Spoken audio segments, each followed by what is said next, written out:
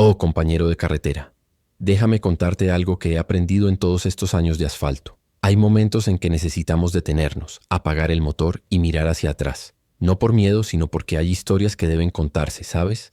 Historias que si no compartimos se quedan pesando en la conciencia como carga mal asegurada que se mueve en la caja del camión. Ya les he contado otros relatos y la cantidad de mensajes que recibí, la gente que me dijo a mí también me pasó, me hizo darme cuenta de que no estoy solo en este camino. La carretera es más grande que todos nosotros, tiene sus secretos, sus leyes, sus presencias. Hoy voy a compartir con ustedes 8 casos más que me marcaron profundamente. Son situaciones que cuando ocurrieron me hicieron cuestionarlo todo. La realidad, el tiempo, lo que llamamos posible e imposible. Y mira, no soy hombre de inventar, no necesito. La verdad que viví ya es suficientemente fuerte. Así que ajusta tu asiento porque estos próximos relatos, amigo mío, son de esos que te harán repensar cada vez que viajes solo por la madrugada. Relato 1. Jueves 23 de agosto de 2018. El tacómetro marcaba casi 2.400 revoluciones cuando vi las luces del peaje acercándose al frente. El olor a diésel quemado entraba por el aire acondicionado, que no funcionaba del todo, y el sudor corría por mi espalda pegándose a la camiseta que llevaba puesta desde hacía 2 días. El peligro era real. Transportaba 27 toneladas de maíz desde Zacatecas hacia el puerto de Veracruz. Cualquier descuido en la pendiente pronunciada de la Sierra de Puebla podría convertir mi Scania R4 en su 40 en una bomba de 40 toneladas fuera de control. Era mi tercer viaje del mes por la carretera federal 150 entre Puebla y Córdoba. Conocía cada curva, cada bache, cada lomada como conozco las líneas de mi mano. Pero esa madrugada algo se sentía distinto. El aire estaba pesado, ¿sabes? Ese tipo de peso que sientes antes de una tormenta fuerte, aunque no había una sola nube en el cielo estrellado. Cuando me acerqué al peaje, era el del kilómetro 93 dirección Veracruz. Me extrañó porque no recordaba ningún peaje en ese punto, pero ahí estaba, iluminado como cualquier otro, con las barreras funcionando normalmente y una fila pequeña de vehículos esperando. Reduje la marcha, puse tercera y me coloqué en la fila de la derecha, detrás de un Volvo FH blanco cargado con contenedores. El conductor bajó la ventana y me saludó como solemos hacer. Yo respondí con un gesto. Todo normal hasta allí. Cuando fue mi turno, la chica en la cabina parecía de unos 22 años, cabello castaño claro, uniforme impecable de la concesionaria. Sonrió y dijo: «Buenas noches, conductor. 120 pesos». El monto estaba dentro de lo esperado para un vehículo de 5 ejes como el mío. Pagué con un billete de 200 y guardé el cambio y el recibo en la billetera, como siempre hago. Soy ordenado con estas cosas porque ya tuve problemas con inspectores por papeles perdidos. La barrera subió con el sonido mecánico de siempre y seguí mi camino. Pero ahí fue cuando todo empezó a ponerse extraño. Unos 10 kilómetros adelante me detuve en una gasolinera Repsol, que siempre uso. Mi amigo don Julio, el despachador, lleva allí 15 años y me conoce bien. Mientras cargaba el diésel, le comenté sobre el nuevo peaje del kilómetro 93. «¿Qué peaje nuevo, amigo?», preguntó frunciendo el ceño. «No hay ningún peaje allí. El siguiente es más adelante, en el kilómetro 128, ya cerca de Veracruz». Pensé que estaba confundido. Saqué el recibo y se lo mostré. Don Julio lo tomó, lo revisó con cuidado y guardó silencio por un largo rato. Luego me lo devolvió y dijo: «Mira, esto está raro. Fíjate en la fecha». Tomé el papel y casi me caigo. La fecha era 23 de agosto de 1998, exactamente 20 años atrás. Y había más. El monto estaba en pesos antiguos, no en la moneda actual. Lo más aterrador era que el número de placa de mi camión estaba correcto, pero en el formato antiguo, con 3 letras y 4 números. Don Julio llamó a su supervisor, que conoce toda la red vial de la región. El hombre fue categórico. Jamás hubo peaje en ese kilómetro 93 de la carretera. Además, en 1998 sí existía un peaje allí, pero había sido desactivado tras un accidente que cobró la vida de 3 personas, incluyendo a una trabajadora de 22 años. Volví a mi camión con las piernas temblando. Prendí la radio PX en el canal 19 y pregunté si alguien había pasado por el peaje en las últimas horas. Las respuestas me erizaron la piel. «¿Qué peaje, compañero? Aquí no hay nada de eso».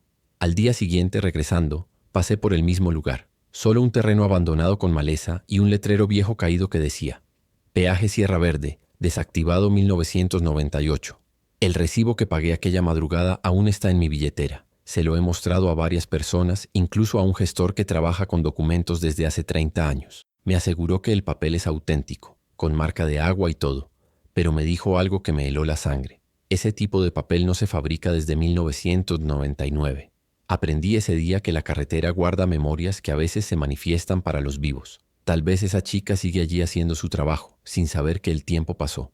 O quizá es un recordatorio de que siempre debemos honrar a quienes trabajaron antes que nosotros en esta profesión dura y peligrosa. Relato 2 era un sábado lluvioso, 14 de marzo de 2015. La carretera federal 150D entre Puebla y Córdoba estaba cubierta de neblina y el pavimento mojado reflejaba las luces amarillas de mi camión, confundiendo mi visión.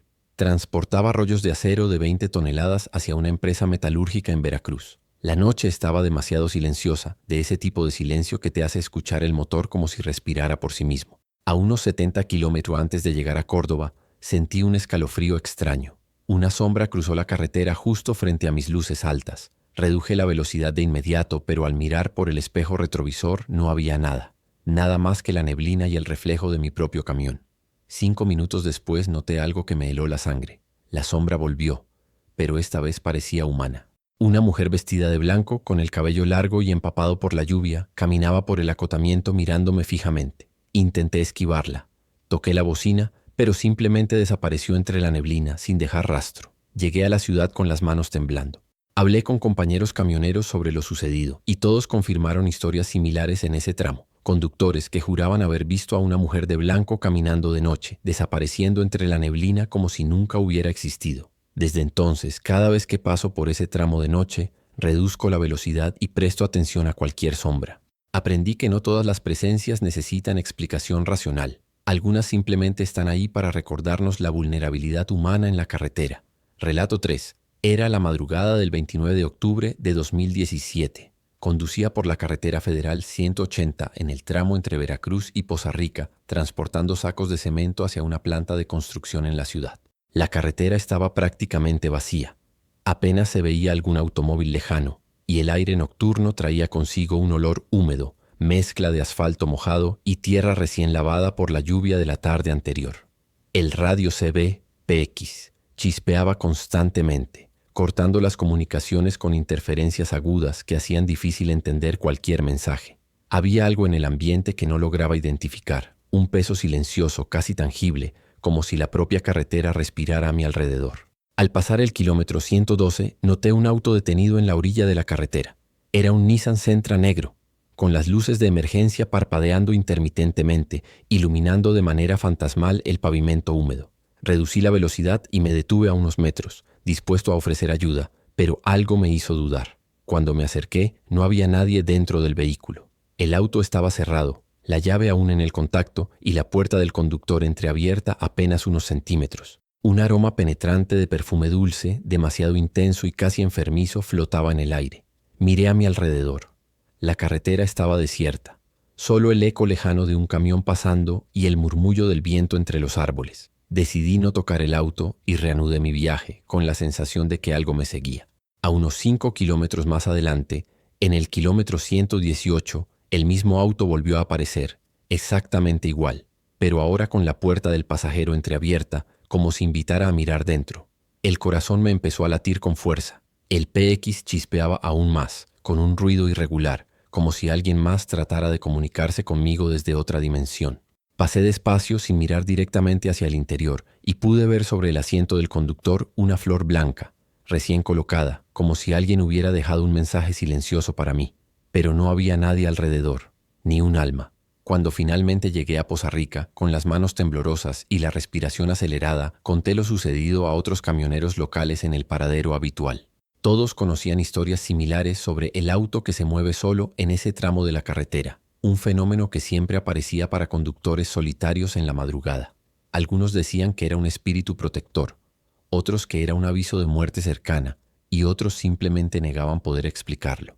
Hasta hoy, no sé si lo que vi era un mensaje, una broma macabra de alguien, o algo que desafía por completo la lógica humana. Lo único que sé con certeza es la sensación que me dejó. Un frío que recorre la columna vertebral, un escalofrío que se instala en el cuerpo y no se va hasta que se vuelve a la luz del día. Relato 4.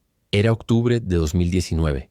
En la carretera federal 175, tramo de la Sierra de Songólica, en el estado de Veracruz. Transportaba sacos de café arábica desde Orizaba hacia la Ciudad de México, en un camión Kenworth cargado hasta el tope. La carretera, llena de curvas cerradas, se extendía entre montañas cubiertas de niebla espesa y lluvia ligera que caía como un susurro constante sobre el parabrisas. Cada giro parecía más largo que el anterior, como si la noche quisiera absorberme por completo. El olor a asfalto mojado y tierra húmeda se mezclaba con el aroma del café recién cosechado, creando una sensación casi tangible de aislamiento. Al pasar la curva del kilómetro 63, noté una figura al borde de la carretera.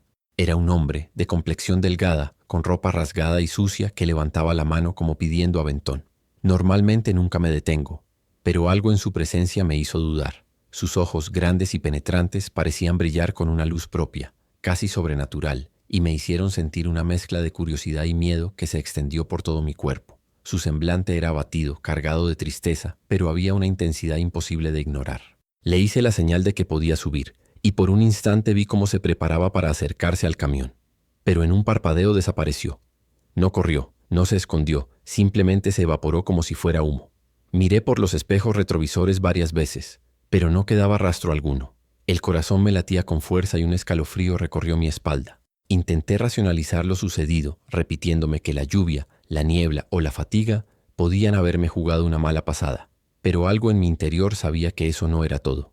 Al día siguiente no pude dejar de investigar sobre accidentes en ese tramo de la carretera. Descubrí que exactamente en la curva del kilómetro 63, 3 años antes, un peatón había sido arrollado por un camión durante la madrugada. La descripción del fallecido coincidía punto por punto con lo que yo había visto. Ropa raída, semblante abatido, delgado y ojos intensos que parecían mirar más allá del mundo físico. El escalofrío volvió al recordarlo. Había presenciado lo que muchos llamarían un espíritu, una presencia que aún deambula por el lugar. Aprendí que algunas presencias permanecen como recordatorios silenciosos de la fragilidad humana y de cómo la carretera puede convertirse en escenario de vidas que continúan suspendidas entre lo real y lo inexplicable. Cada curva ahora me recuerda que no siempre viajamos solos. Hay miradas que siguen nuestros pasos, sombras que viven en el tiempo y mensajes que solo se revelan a quienes están dispuestos a ver.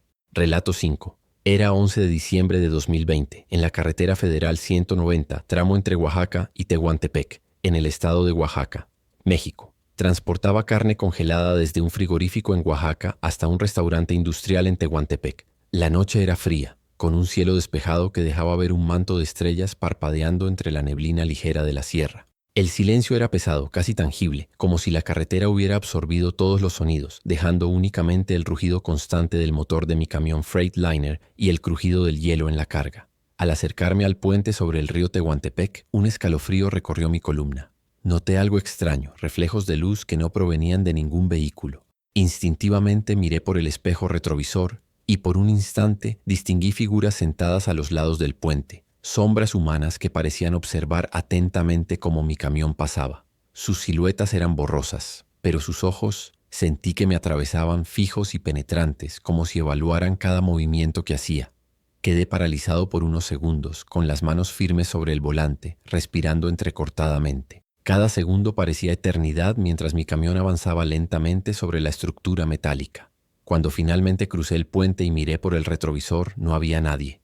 La carretera estaba vacía, como si nunca hubieran existido esas presencias. Sin embargo, un olor metálico y húmedo, mezclado con algo indefinible y acre, permanecía flotando en el aire, como un recordatorio persistente de lo que acababa de suceder. Al llegar a Tehuantepec, conté la historia a colegas camioneros del gremio. Todos coincidieron. El puente del río Tehuantepec tiene fama entre quienes recorren esa ruta.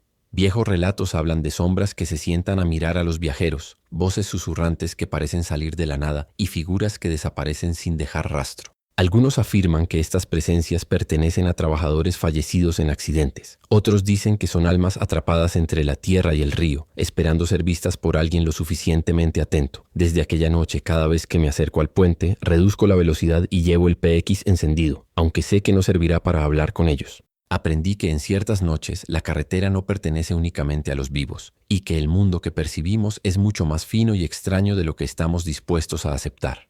Relato 6. Era 2 de febrero de 2021, madrugada en la carretera federal 45, cerca de Zacatecas, México. Transportaba carga de soja desde un silo en la región de Guadalupe hasta un puerto de envío cercano. El cielo estaba despejado, pero la carretera estaba cubierta por una neblina baja y densa que parecía devorar las luces del camión. La cabina estaba en completo silencio, apenas interrumpido por el rugido constante del motor y el leve crujido de la suspensión sobre el asfalto húmedo.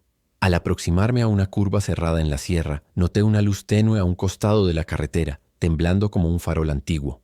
Allí estaba un hombre con ropa raída y sucia, sosteniendo lo que parecía una linterna oxidada. Su postura indicaba que buscaba ayuda, pero había algo en su figura que no parecía del todo humano. Reduje la velocidad lentamente, intentando mantener la calma, y al acercarme, él permaneció inmóvil sin un gesto de movimiento. Toqué la bocina suavemente y por un instante sus ojos se encontraron con los míos. Lo que vi me congeló por completo. Sus ojos eran completamente negros, sin iris ni pupilas, como pozos de oscuridad que parecían absorber la poca luz de la linterna. Un escalofrío recorrió toda mi columna, y sin atreverme a mirar de nuevo, aceleré y seguí adelante, manteniendo la respiración contenida. Miré por el espejo retrovisor. La figura había desaparecido por completo, como si nunca hubiera estado allí. Al compartir la experiencia con otros camioneros que recorren ese tramo de la carretera, descubrí que la curva de la sierra cerca de Zacatecas tiene fama entre los transportistas. Hablan de un hombre sin ojos, una aparición que surge en noches de neblina cerrada, que desaparece tan pronto intentas acercarte para ayudarlo. Algunos dicen que es el espíritu de un trabajador fallecido en un accidente años atrás, otros piensan que es una advertencia de la carretera misma. Desde esa noche, cada vez que paso por esa curva en la oscuridad, reduzco la velocidad al mínimo y mantengo todos los sentidos alerta. Aprendí que en ciertas carreteras del país, la línea entre lo real y lo inexplicable puede ser tan fina como la niebla misma, y que hay presencias que no buscan ser vistas, solo recordadas. Relato 7. El remito con fecha imposible enero de 2013, viernes. Siento un frío en el estómago. No puede ser. Recibí este remito ayer, sábado, día 5. Paso la hoja de nuevo, reviso la firma, chequeo el sello, paso el dedo por encima como si estuviera comprobando si es falsificado. Señor, este sello es legítimo, tinta auténtica, documento auténtico, pero está fechado un viernes, un día antes de la carga que usted dice haber realizado. Tomo mi celular y se lo muestro. Mire la fecha de hoy, domingo 6 de enero. Yo cargué ayer, sábado 5. Es imposible que este documento sea de viernes. El oficial me mira el celular, mira el remito, suspira. Mire, no sé qué pasó. Puede ser error de sello. Puede que alguien haya preparado el documento antes y lo haya sellado con fecha equivocada. Lo que sí sé es que esto está irregular. Tendré que retener el documento y abrir un reporte. Usted tendrá que contactar a la cooperativa para emitir un nuevo remito con la fecha correcta. Mi sangre hierve. ¿Están bromeando? Tengo plazos que cumplir. No puedo quedarme aquí esperando trámites. El policía mantiene la calma, pero es firme. Señor, entiendo su situación, pero un documento con fecha inconsistente es una irregularidad grave. Si lo libero y hay problemas en destino, ¿quién se hace responsable? Haga lo siguiente. Llame a la cooperativa, explique la situación y pida que confirmen por escrito que fue un error de sello. Si lo hacen, lo libero. Llamo a Héctor, gerente de la cooperativa en Celaya, Guanajuato. Contesta al segundo timbrazo. Le explico todo. Se queda en silencio unos segundos. Luego habla despacio. Marcelo, revisé este remito contigo. Recuerdo, era sábado 5. Estoy seguro. Le pido que confirme en el sistema. Escucho el teclado. Clics. Más silencio. Marcelo, aquí el sistema dice que el remito fue emitido el viernes 4 a las 14:30, pero eso es imposible. El viernes ni siquiera estaba en el almacén por la tarde. Había ido al banco a resolver un asunto. Quien lo emitió fue Julián, el auxiliar. Déjame llamarlo. Espero en la oficina de la Policía Federal. 15 minutos después, Héctor regresa a la llamada, su voz con un tinte extraño. Marcelo, hablé con Julián. Él asegura que emitió el remito el viernes por la tarde, alrededor de las 14:30. Dice que el gerente anterior pidió adelantar el documento porque pensaban que cargarías temprano el sábado, pero tú cargaste por la tarde y fui yo quien te atendió, ¿no, Julián? Entonces, ¿qué está pasando? No sé, pero haré lo siguiente. Emitiré un nuevo remito hoy, domingo 6, certificando que la carga salió el sábado y que hubo un error del sistema. Te lo enviaré por correo electrónico. Espera unos 20 minutos. Espero, sentado, sudando, nervioso. Miro el remito original que tiene el policía. Lo sostengo contra la luz. El sello perfecto. Sin rasguños. Sin signos de alteración. Fecha clara. 04/01/13. Llega el correo.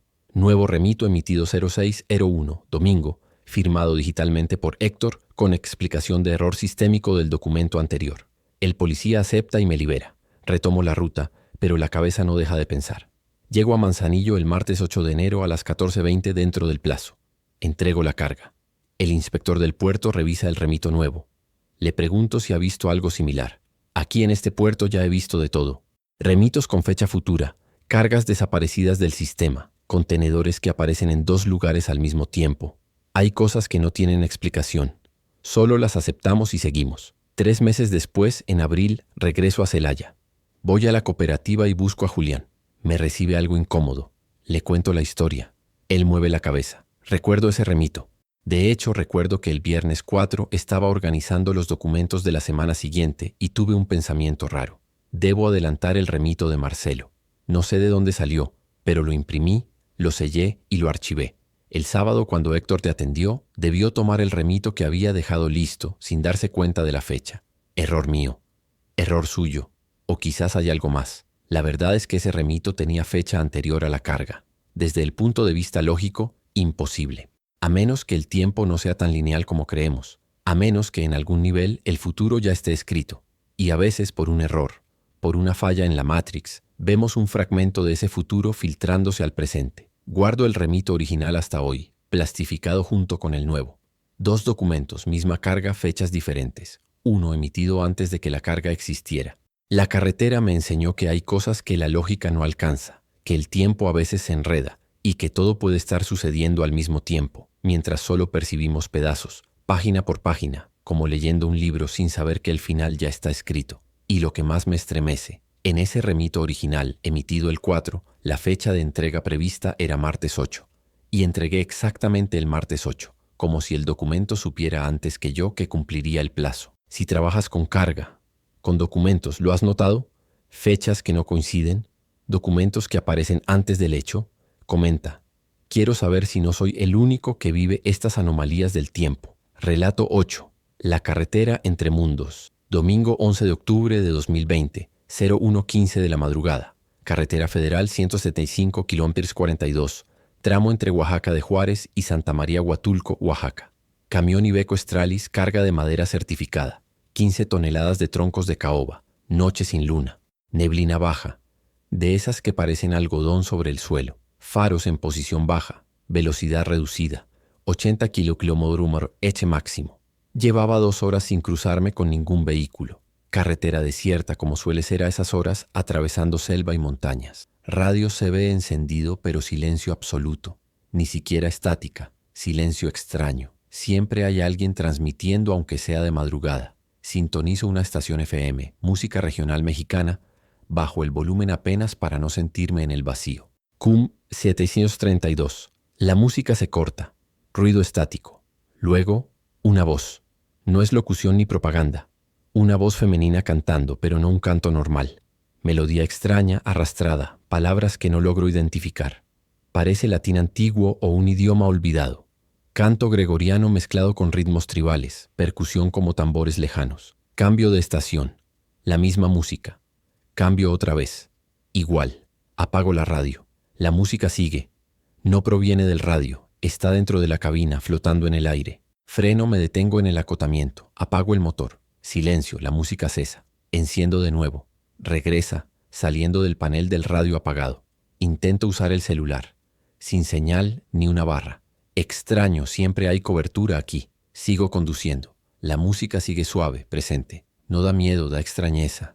Hipnótica, hermosa. Me concentro intentando entender las palabras. Entonces, a la orilla de la carretera, veo un grupo de personas. 5 o 6, parados, inmóviles, vestidos con ropa clara, casi blanca, en círculo tomados de las manos. En el centro, una fogata sin humo. Solo luz blanca, intensa, que pulsa al ritmo de la música. Reduzco más la velocidad. 40 km/h. Paso lentamente. Ninguno se mueve ni me mira. Solo permanecen de manos unidas alrededor de la luz. Miro por el retrovisor. Desaparecen como si nunca hubieran estado allí. La música aumenta. Ahora reconozco algunas palabras. Español arcaico mezclado con cantos antiguos. En esa carretera sin fin los que se fueron caminan entre 2 mundos, ni vivos ni muertos, esperando el paso de los viajeros. El corazón me late con fuerza. Acelero. 90. Luego 100 km/h. La niebla se vuelve más densa. Apenas distingo la línea amarilla. Necesito salir de allí. De repente, la música cesa. Silencio absoluto. Incluso el motor suena más bajo. Y entonces una voz femenina, clara, cercana, como si estuviera sentada a mi lado. No deberías estar aquí a estas horas. Freno bruscamente. El camión derrapa un poco, pero controlo. Miro el asiento del copiloto. Vacío. Al retrovisor, nada. ¿Quién está ahí? Grito, mi voz suena débil, apagada. La voz responde, soy la guardiana de este paso. Esta carretera a esta hora no pertenece a los vivos. Cruzaste la línea sin saberlo, pero aún puedes regresar. ¿Regresar a dónde? Estoy en la Federal 175. Conozco este camino. Estás en la carretera que atraviesa ni aquí ni allá. Sigue sin detenerte. No mires a los lados. No aceptes ningún llamado. Cuando la música regrese por tercera vez, habrás cruzado de nuevo. ¿Llamado? ¿Qué llamado?, pregunto. Silencio. Enciendo el motor otra vez. Manos temblorosas. Avanzo lentamente. 60 km/h. La niebla empieza a aclararse. Distingo mejor la carretera, pero lo que veo me hiela. Personas a los lados, muchas, decenas, todas observándome, rostros sin expresión, vestimentas de diferentes épocas. Hay hombres con ropa de cuero como antiguos vaqueros, mujeres con trajes de fiesta, personas con ropas desgarradas y manchadas, niños, ancianos, todos quietos, vigilando. Un hombre levanta la mano, señal de pedir aventón. Otro hace lo mismo. Una mujer sostiene un bebé, extiende el brazo señalando la puerta del camión. Recuerdo la voz. No aceptes ningún llamado. Sigo sin detenerme. No reduzco velocidad. Ellos permanecen silenciosos. La música regresa, instrumental. Flauta, tambor, algo parecido a un laúd. Melodía melancólica, triste como despedida. Paso junto a más grupos. Veo un accidente. Un camión volcado. No hay sangre ni restos frescos. Parece una fotografía congelada en el tiempo. Junto al camión, un hombre de uniforme azul sentado sobre la barra de seguridad fumando. Me saluda con la cabeza. Continúo. KM 724, cartel. Santa María Huatulco, 45 kilómetros. La niebla se eleva, el cielo aclara un poco. La música suena por tercera vez. Reconozco. Ave María, versión lenta, profunda, cantada por la misma voz femenina. Cuando termina, el silencio vuelve. Normal, vivo. Escucho el motor, el viento, un grillo. Miro el retrovisor. Carretera vacía, sin niebla, sin personas. Normal. Reviso el celular. Señal completa. Hora 03:52. Rodé 37 minutos en esa dimensión. Ese paso, no sé cómo llamarlo. Prendo la radio. Estación FM normal, música regional. Locución. Anuncios de talleres y refacciones. Paro en el primer punto. Estación La Estrella del Sur, Calómez 710. Bajo del camión, piernas temblorosas, entro al restaurante. El despachador me saluda. ¿Qué tal, camionero? ¿Todo bien? Todo, miento. Pido un café. Lo traen. Me siento en un rincón, manos temblando. Un camionero mayor en la mesa contigua me mira. ¿Primera vez aquí de madrugada? No, ya he pasado varias veces. Sonríe como quien sabe más de lo que dice. Pero de madrugada, entre 3 y 4, esto es distinto.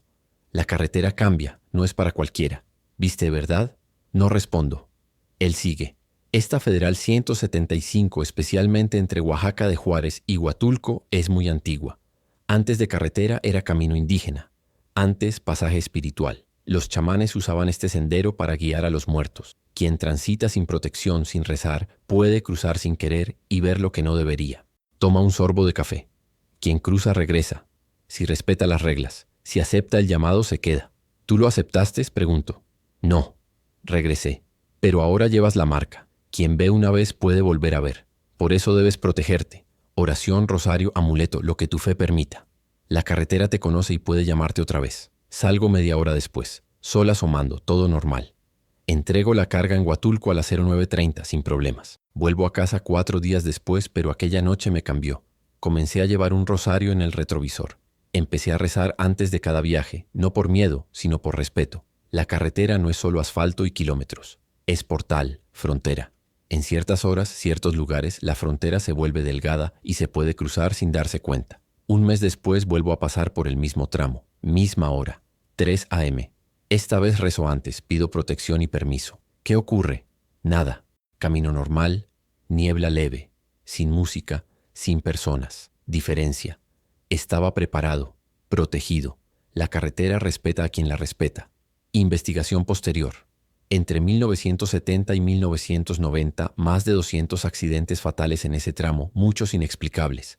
Camiones que se salieron de la ruta sin motivo. autos chocando con nada, destruidos sin razón. Un sacerdote de Huatulco me contó que bendijo ese tramo 3 veces. No es maldad, es paso. Los muertos tienen derecho a transitar. Solo debemos no interferir. Hoy, al pasar por ahí, reduzco velocidad, hago la señal de la cruz, murmuro oración y agradezco por volver esa noche. Algunos entran y nunca regresan, vagan esperando la próxima alma desprevenida. Si alguna vez manejas de madrugada y escuchas música que no debería sonar, ves personas sin sentido, no te detengas, no aceptes, no mires demasiado, reza, agradece y sigue. La carretera enseña, cobra y protege a quien sabe pedir. La carretera enseña, cobra y protege a quien sabe pedir. Si alguna vez manejas de madrugada y escuchas música que no debería sonar, ves personas sin sentido, no te detengas, no aceptes, no mires demasiado, reza, agradece y sigue. Y si este relato te sorprendió, te hizo sentir la misma tensión que yo sentí, no olvides darle like al video y seguir el canal. Hay muchas más historias oscuras y misteriosas esperando, y cada like y cada suscripción ayuda a que podamos seguir compartiendo estas experiencias. Mantente atento, conductor. La carretera siempre observa.